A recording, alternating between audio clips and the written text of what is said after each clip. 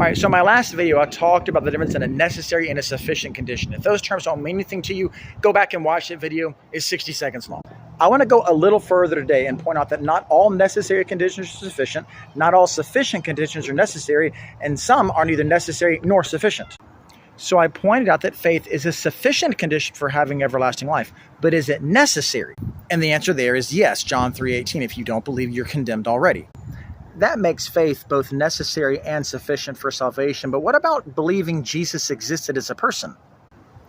That's obviously necessary, because if you don't believe Jesus existed, you can't put your faith in him. But it's also obviously not sufficient to give us salvation. And then there are things that are sufficient but not necessary. Judas handing over Christ is sufficient to betray him, but it's not necessary. Any of the disciples could have done so, or none at all. God could have had a different plan.